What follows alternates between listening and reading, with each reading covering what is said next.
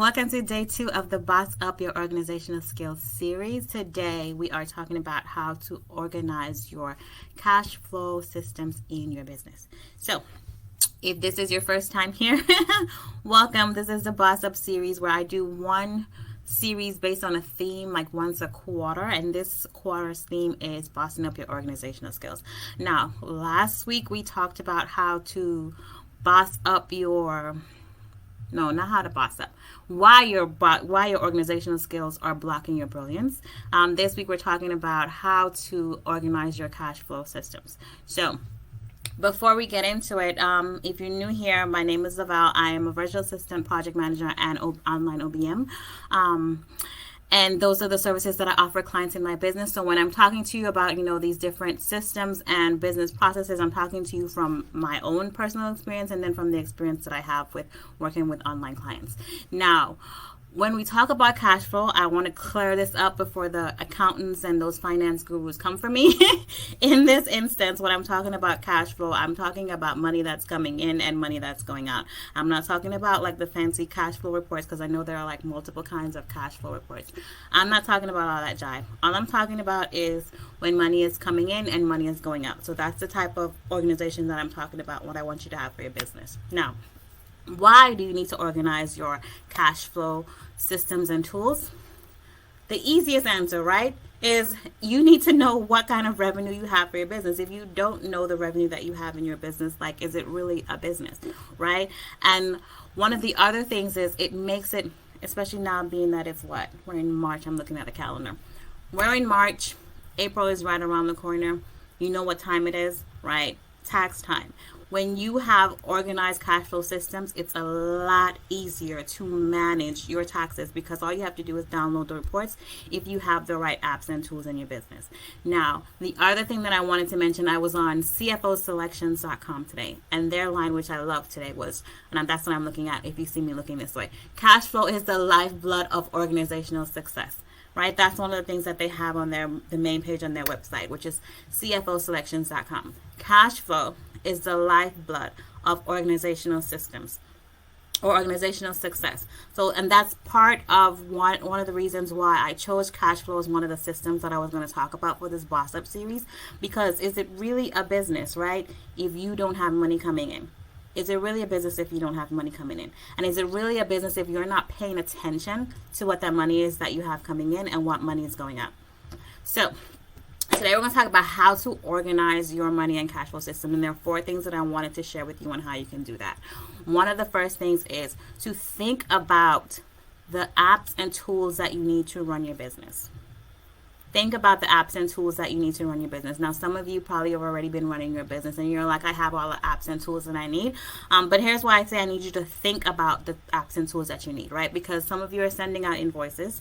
Some of you are collecting payments. If you are a coach or consultant, if you're in that space, you are also managing customer information, or you have a space where you also need to provide your customers with their sessions, like after you do a coaching session, right?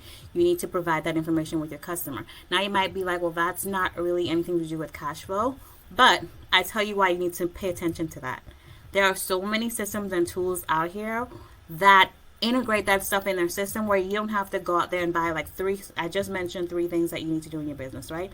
You don't have to go out there and buy 3 separate tools. If you're paying attention to the features and the tools that you need in your business, or the features that you need, you can easily eliminate having to buy multiple tools if you're paying attention to what you need them for. So the other thing that I need you to do is assess, for those of you that have been running a business already, assess the current tools and apps that you currently have and the features that they have. And here's why I say to do that assessment, because a lot, and I've seen it multiple times with multiple clients, I've seen it where you are paying for something in 2 different areas and you don't even realize that you have the same features in both areas. And you're paying for you're paying one app over here for the same thing that this other app that you're paying hella dollars for actually has over here in this feature section as well. So that's why I say you need to assess the current tools that you have and the features that they have, because you could be possibly paying for, the same thing that you have in multiple places. The other reason why you need to do that is you can get rid of the number of tools that you have. And it goes back to, understanding the tools and apps that you need, going back to number 1, right? if you understand all the things that you need, you can start to pay attention to, look, this is this all-in-one tool, and there are so many all-in-one tools nowadays. But there is this one magic all-in-one tool that does it all, where you could be paying for one tool versus paying for 3 separate tools. Now, I want to back up a little bit because, and I've done this before, where I had 2 separate tools that had the same features, but the reason why I had them in 2 separate places was because I tried the feature that I had in one system and I didn't like it. And I know I didn't like it, and if it's something that I have to use in my business every day, I chose to have a separate tool that just does this one thing, even though it's already in an app that I have. But I like it better in this other system, and it made it a whole lot easier for me, especially when it came to my money. It made it a whole lot easier for me. So at that point, you kind of have to make sure that you have something that integrates with the systems that you have. So that's one of the other features that we'll get into in a second when we're talking about the next step. But that's the second step. So the first 2. Think about what tools and apps you need to run your business. And number 2, assess the current tools and apps that you have and the features that they have. So number 3, after you've done the first 2 steps, obviously, right? Choose the right tools and apps for your business. And it's going to be easy for you to do that because you have a list of all the things that you are doing in your business today. So it's going to be very easy for you to be like, yep, this system does this, check. This system does this, check. This system does this, check, right? The other thing that I want you to do, I need you to go out there and talk to other business owners, because they can tell you what works and what doesn't work, especially if they've been in business for a long time. You can ask them, hey, does this tool or system work in your business if there's something that you're using, right? So get reviews, get feedback before you just jump on purchasing another tool or transitioning tools. The other thing, and the key feature, which also takes us into number 4, is ensuring that the tools and apps that you're using have a system where you can integrate and automate. Saves you so much time, saves you so much money.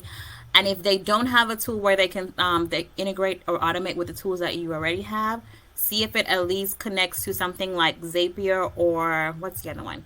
IFTT. If this, then that. Or I think that's the name of it. IFTT, I know, is the brand name. I can't remember what it all stands for. But those 2 things, if it doesn't have a way that it integrates or automates with your current systems, at least let it have something where it integrates with Zap or IFTT. And I forgot there's another one. I can't remember the name of it right now. So that's the last thing that you can do also to make sure that your cash flow system actually is smooth and it works, right?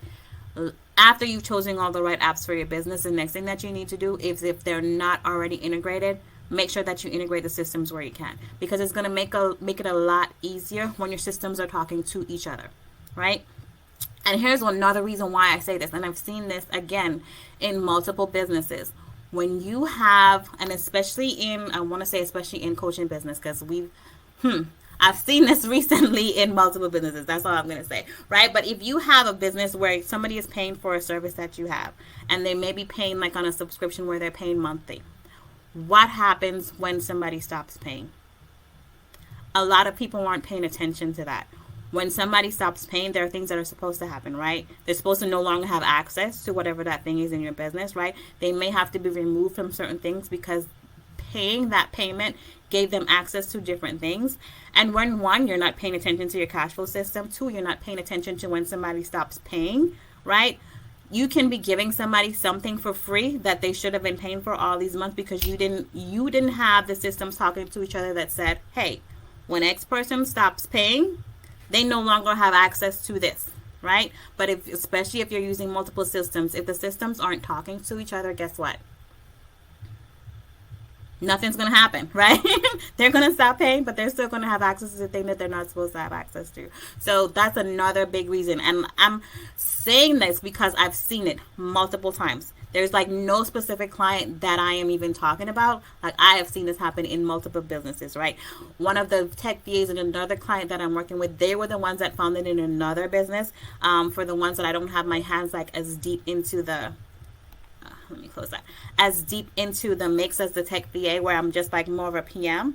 Like, this is things that they're finding too, and you're seeing it in multiple clients. So just pay attention to that. So really quickly, I want to run through the 4 things or the 4 ways that you need to organize your cash flow systems. I don't use my hands. I don't know why.